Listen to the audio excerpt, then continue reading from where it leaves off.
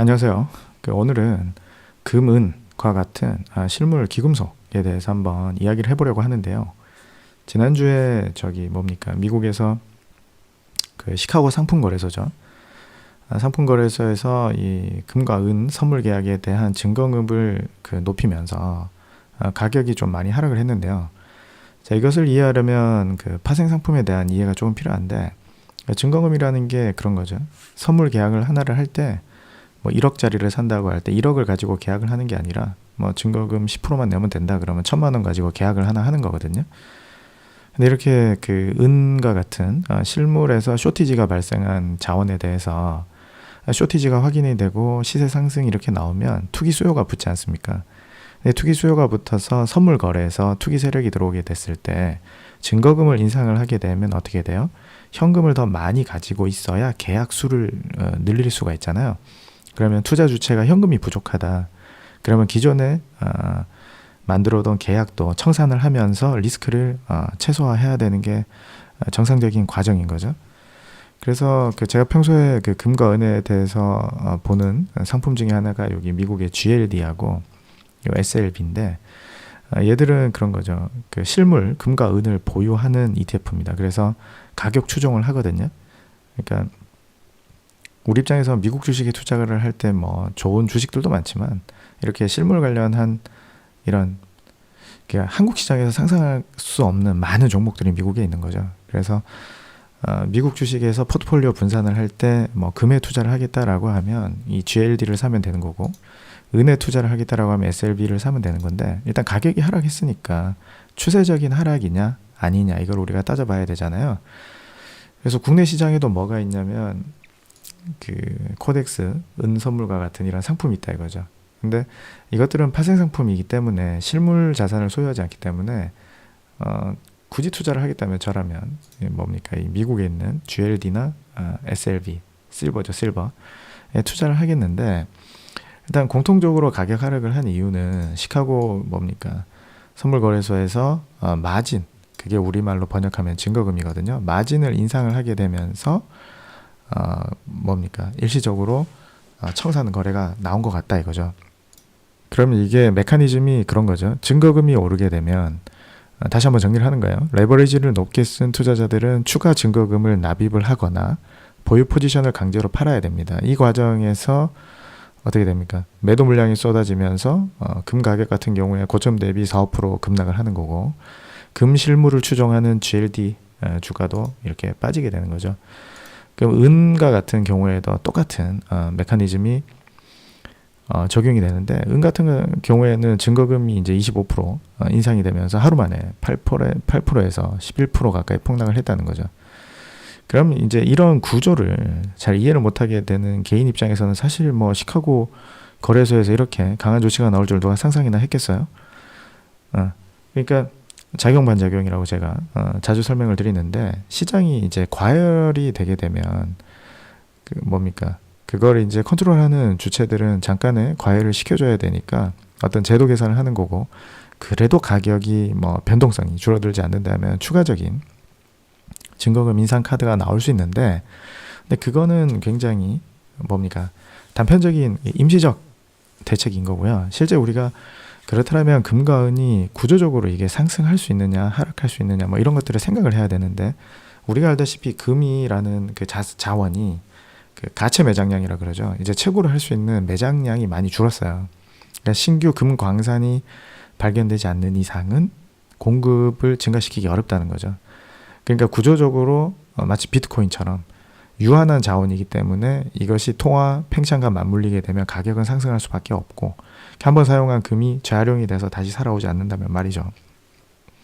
그럼 이제 지금 오늘 이야기하려고 하는 거는 이제 은인데, 보통 우리가 주식 투자를 할 때 실제 팩트 체크를 어디까지 할 거냐에서 개인들의 좀 한계가 있잖아요. 뭘 봐야 되는지도 모르고. 그래서 제가 대신 공부를 해서 여러분들께 전달을 하는 입장에서 오늘 그 은에 대해서만 리포트를 하나를 찾았습니다.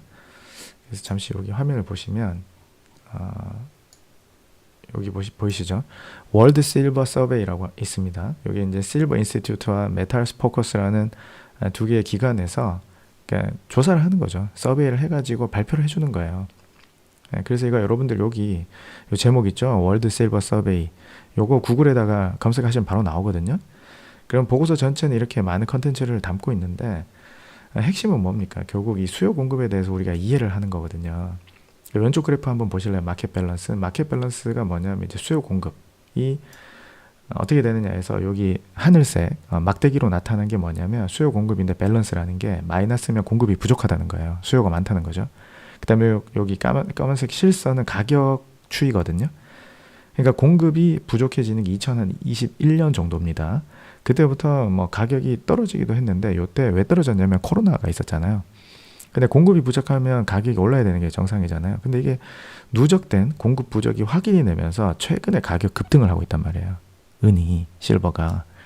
그럼 여기 표를 잘 보시면 영어라서 보시기 싫으시겠지만 어떡하겠습니까? 투자하려면 공부를 해야 되지 않겠어요? 그래서 여기 서플라이를 보시면 공급이잖아요. 이 공급이 마인 프로덕션이라는 게 채굴이잖아요. 그리고 리사이클링이 재활용이에요. 크게 채굴과 재활용 두 개의 소스로 공급이 되는데 여기 보시면 2024년과 2025년 또는 2021년부터 보시면 공급이 증가를 하지 않아요. 이게 2016년도 마찬가지입니다. 16년부터 거의 10년을 보시면 전체 공급량에서 연간 총 공급량에서 증가분이 거의 없다는 얘기는 광산을 발견을 못했다는 얘기가 되죠. 근데 사실 은이라는 게 은광산에서 나올 수도 있겠지만 구리가 같은 그 원괴들 있지 않습니까? 원삭들을 재련한다라고 하나요? 정련하는 과정에 부산물로 금은이 나올 수가 있거든요. 우리나라의 고려아연 같은 회사가 이름은 아연이지만 아연괴를 가져오면 그거 처리하는 과정에서 금과 같은 부산물이 나온단 말이에요. 어찌됐건 이렇게 은의 공급, 실제적인 공급이 늘어나지 못하는 상황이에요. 그럼 수요를 봅시다. 수요를 보시면 여기 제일 위에 있는 게 인더스트리얼이라는 게 산업 수요거든요. 그 산업 수요는 10년 동안 점증을 해요. 491에서 677까지.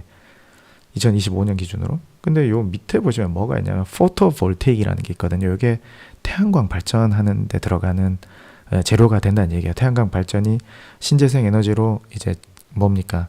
에너지 소스를 이렇게 바꿔가는 과정에서 나오는 중요한 게 풍력이랑 태양광이잖아요. 태양광 쪽에서 은수요가 지금 10여 년간 2배 넘게 증가했다는 거예요. 그렇죠. 그리고 우리가 또 은실물에 투자하는 요 상품들이 있단 말이죠. 그럼 여기 표 밑에 여기 마켓 밸런스 레스 ETPS라는 게 뭐냐면 금융상품 빼고도 이만큼이 지금 쇼티지가 난다는 거거든요. 그럼 구조적으로 수요가 부족하잖아요. 그럼 지금처럼 거래가 하락을 했을 경우에 우리는 어떻게 해야 됩니까? 바이 더 딥 들어보셨죠? 조정식 매수인 거죠, 이거는. 그럼 우리가 이걸 가지고 조정식 매수를 하면 이거 언제까지 볼 수 있는데 그거는 공급 부족이 해소되는 그 시기를 봐야 되는 거죠. 또는 은 가격이 너무 고평가돼서 비싸다라고 판단할 그 가격대까지 올라가면 그때는 팔아야겠죠.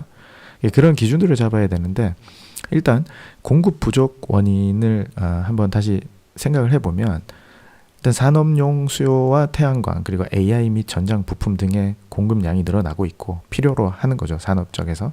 그 다음에 문제는 중국의 영향력인데 히토류 들어보셨지 않습니까? 중국에서 그 은을 상당 부분 생산을 하거든요. 근데 이 중국에서 은을 전략자산으로 분류를 하게 되면서 2026년부터 은 수출하려면 허가받아라 이런 식으로 나오고 있단 말이죠. 그렇게 되면 그 중국에서 외국에 풀리는 양이 줄어들게 되면 글로벌한 쇼티지는 더 심하게 오는 거 아닙니까? 그러니까 2026년 1월 1일자로 그렇게 한다는데 중국에서 나오는 양이 줄어들고 실질적인 공급도 늘릴 수 없다면 수요를 억제해야 되는데 그게 지금 안 되는 거 아닙니까? 그러면 이제 제가 생각했을 때는 구조적인 그 공급 부족 상황이라서 가격 상승을 막기가 어렵다. 그럼 당분간은 갈 수 있다. 그럼 우리는 언제쯤 그럼 얼마까지 가면은 이걸 팔아야 되는가라는 지표로 제가 찾아본 게 금과 은 가격 비율이거든요. 여기 이제 보시면 이게 트레이딩 뷰라는 데 가시면 여기 바로 나오는데 지금 현재 금은 가격 비율이 한 60 정도 됩니다. 요 왼쪽에 중간에 까만색 막대기 보이시죠? 그 왼쪽이 뭐냐면 과거 통계예요. 2011년, 12년. 그러니까 은이 가장 고평가됐을 때 금은 가격 비율이 대략 한 30이거든요. 근데 지금이 요 오른쪽에 있는 요 60 정도까지 은 가격이 조정이 된 거예요. 근데 최근에 금도 굉장히 많이 올랐지 않습니까? 그러니까 이 금은 저 비율이 작으면 작을수록 어떻게 돼요? 금 대비해서 은이 비싸다는 거잖아요. 근데 역사적으로 봤을 때 최근 10년 중에서 최소값이 30이니까 우리가 생각할 것은 금과 은이 같이 움직이는데 그 비율이 30에 도달할 정도가 되면 일단 최근 10년 전, 한 15년 정도의 통계에서는 30보다 내려가진 않더라는 거죠. 은이 아무리 비싸봐도. 이해되시죠?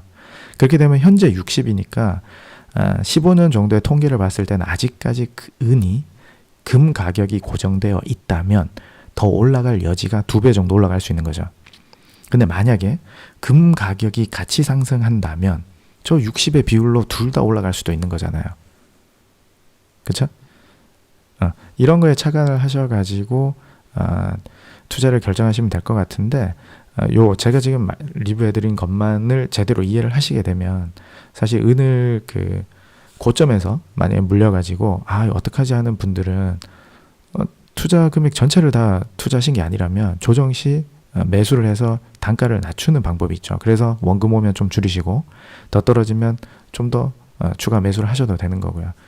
그래서 이런 그 원자재 투자를 하지 않고 계신 분들이라면 만약에 지금을 한 1차 투입으로 본다면 하락할 때마다 조금씩 늘려서 만약에 전체 비중이 100이라면 그 중에 나는 한 10% 정도는 원자재를 사봐야겠다 라고 생각을 하신다면 이번에 한 3% 정도 태워보고 여기서 한 지금 SLB 가격으로 5불씩 떨어질 때마다 3%를 늘린다던가 하는 방식으로 접근을 하시면 은 공급 부족 사태가 해결되기 전까지 추세적으로 좀 우리가 수익을 볼 수 있지 않을까라는 생각이 듭니다. 그래서 이게 그 변수가 있다면 그거 아닙니까? 이번에 하락한 이유가 시카고 그 거래소에서 마진을 상향시키면서 하락을 했기 때문에 시카고에서 그런 추가적인 조치가 없다면 조정이 끝날 수 있는 거죠.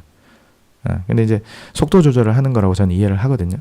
지금 차트를 보면 아시겠지만 10월이랑 11월 2달 동안 어느 정도요. 한 45불대에서 머무르다가 쭉 한 달 만에 이게 얼마나 오릅니까? 50% 가까이 올라 버리잖아요. 그러니까 상승 속도가 너무 빠르다는 거죠. 그럼 저라면 요 한 45불을 또는 50불을 단기 바닥으로 세팅을 한다면 한 60불 또는 지금 현재 가격부터 한 45불, 50불까지 분할해서 모아보는 전략이 어떨까? 어떤 전제로? 다시 한번 공급 부족이 해결되지 않는 한. 그죠? 그럼 신규 채굴이 늘어나기 어려운 상황에 리사이클로 공급할 수 있는 게 늘어나지 않는다면 답이 없는 거죠. 그러니까 이런 원자재 리사이클은 일본과 대만이 잘합니다. 그래서 우리는 그런 기술이 있는지 모르겠어요. 그런 게 있으면 지금은 제법 수익을 많이 올릴 수 있겠죠. 그런 기업들은. 자, 그래서 한번 참고해 보시라고 제가 대신 정리를 해드렸습니다. 참 제가 까먹을 뻔했는데요. 그리고 이게 또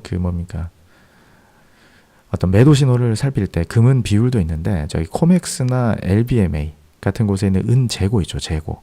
은 재고가 뭔가 늘어나고 있다. 지금 재고가 많이 없으니까 그 가격이 올라가는 건데 만약에 저런 데서 재고량이 많이 확보가 된다면 어느 정도 공급 부족이 해소가 되고 있는 시그널로 우리가 이해를 해도 될 것 같습니다. 그러면 오늘은 여기서 마치도록 하겠습니다. 수고하셨습니다.